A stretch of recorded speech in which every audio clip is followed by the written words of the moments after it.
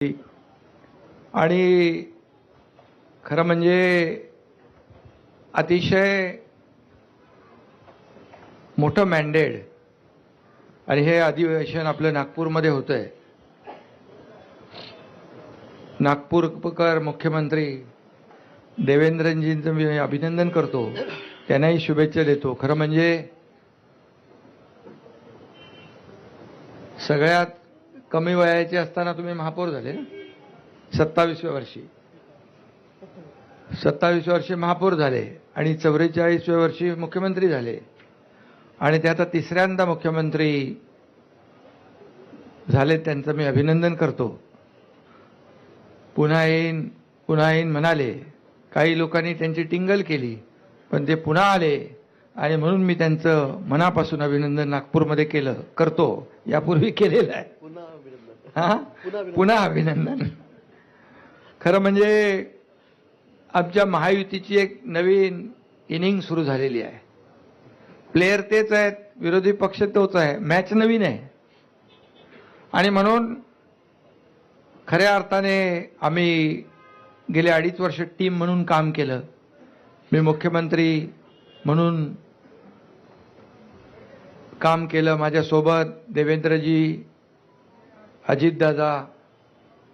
देवेंद्रजींना 5 वर्षाचा मुख्यमंत्री पदाचा असलेला अनुभव गेल्या 2.5 वर्षामध्ये कामी आला आणि आम्ही सुरुवातीला दोघांनी कारभार सुरू केला. अजितदादा नंतर आले आणि आम्ही टीम म्हणून काम केलं. आणि खऱ्या अर्थाने आपल्यालाही माहीत आहे, मी सभागृहात देखील म्हणालो की जसं ते पुन्हा येईन म्हणाले तसं मी त्यावेळेस म्हणालो होतो की आम्ही दोघं मिळून 200 आमदार निवडून आणणार. आणि नंतर तर पुढचे 232 आलेत आपले, 37.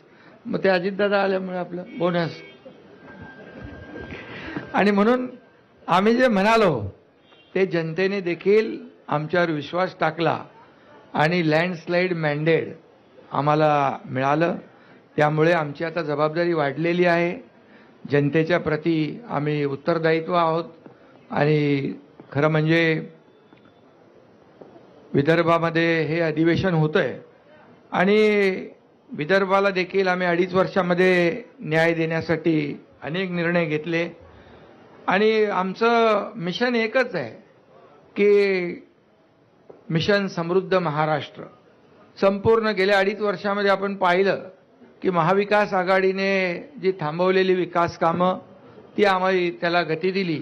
जी देवेंद्रजींच्या काळामध्ये सुरू झाली परंतु नंतर ते प्रकल्प बंद पडले. ते फार म्हणजे शेतकऱ्यांच्या हिताचे, जनतेच्या हिताचे प्रकल्प होते, परंतु आम्ही त्याला चालना दिली. त्याची काही उद्घाटने आदरणीय प्रधानमंत्री महोदयांच्या शुभ हस्ते झाली. आणि एकीकडे विकास आणि दुसरीकडे लोककल्याणकारी योजना याची सांगड आम्ही घातली. आणि मला अभिमान आणि आनंद आहे की आमच्या टीमचा की लोकांनी देखील आमच्या कामाची पोचपावती दिली आणि तुम्हाला सगळ्यांचे अंदाज फोल ठरले. अनपेक्षित असा विजय, दैदिप्यमान असा विजय आम्हाला मिळालेला आहे. आणि जसं मला देवेंद्रजींनी खंबीर पाठिंबा दिला, ते उपमुख्यमंत्री होते आणि मला मुख्यमंत्री म्हणून त्यांनी पाठिंबा दिला, नंतर अजितदादांनी दिला, तसाच हा एकनाथ शिंदे देखील देवेंद्रजींच्या पाठीशी खंबीरपणे उभा राहील. कारण तुम्ही रोज काहीतरी सांगता, नाराज आहे काय. आता नाराज आणि खुशी, आनंद कसा काय व्यक्त करायचा त्याचं एक डेफिनेशन पण तुम्ही सांगायला पाहिजे. आणि म्हणून आमच्या टीममध्ये आम्ही सगळे एक टीम म्हणून काम करणार आहोत. आणि आम्ही तिघं आणि आमचं मंत्रिमंडळ जे आहे हे राज्यातल्या जनतेला आमची जबाबदारी आहे त्यांच्या प्रती. आम्ही अनसरेबल आहोत त्यांना. आणि म्हणून चांगलं सरकार या ठिकाणी, लोकाभिमुख सरकार, आणि जे गतिमानतेने आम्ही निर्णय घेतले तसेच गतिमानतेने निर्णय यापुढे आम्ही घेऊ. आणि खऱ्या अर्थाने या ठिकाणी एक लोकाभिमुख सरकार, एक सर्वसामान्यांचं सरकार म्हणून आम्ही म्हणत होतो. सर्वसामान्यांचं सरकार कसं असतं हेही आम्ही दाखवून दिलं. आणि लोकांसाठी आम्ही अनेक निर्णय घेतले. 2.5 वर्षामध्ये आमच्या कामांचा स्ट्राईक रेट महायुतीचा देशात नंबर 1 होता आणि म्हणून आमच्या 2.5 वर्षातल्या ऐतिहासिक कामाला जनतेने स्वीकारलं आणि विरोधकांना जनतेने नाकारलं. ही देखील वस्तुस्थिती आहे आणि म्हणून निवडणुकीमध्ये देखील जनतेने विरोधकांना त्यांची जागा दाखवली. अगदी विरोधी, मला काही टीका करायची नाही आहे, परंतु विरोधकांना देखील विरोधी पक्षनेत्या एवढं संख्याबळ देखील मिळवता आलं नाही.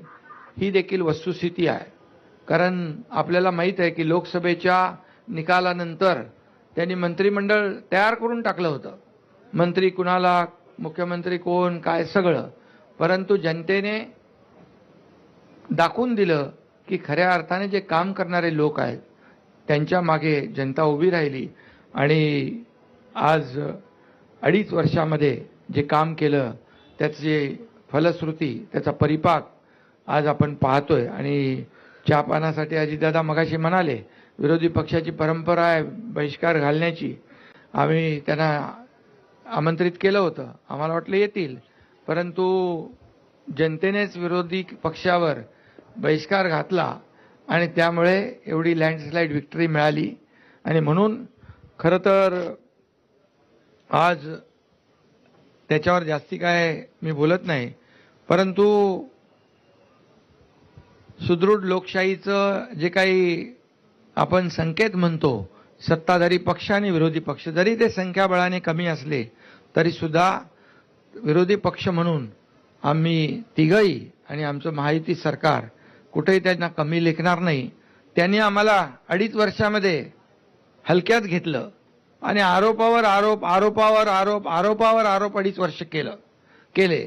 परंतु आम्ही त्यांनी आरोप केले, आम्ही काम केलं, काम एके काम केलं आणि म्हणून आरोपाला उत्तर आम्ही कामाने दिलं.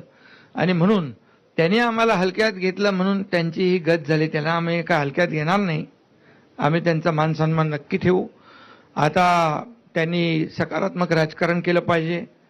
कन्स्ट्रक्टिव्ह क्रिटिसिझमची अपेक्षा त्यांच्याकडून आहे आणि जिथं सरकार किंवा कुठं चुकत असेल तर विरोधी पक्षाने नक्की बोलावं.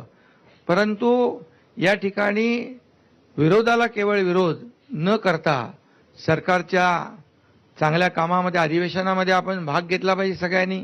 सारखं ते काय त्याला म्हणतो सभात्याग करून लोकांना न्याय देता येणार नाही. आणि म्हणून आम्ही एवढंच सांगतो की आदरणीय प्रधानमंत्री देखील म्हणाले 2047 मध्ये भारत स्वातंत्र्याची 100 वर्ष पूर्ण करेल, तेव्हा विकसित भारत कसा असला पाहिजे यासाठी त्यांनी 11 संकल्प कालच जाहीर केलेत आणि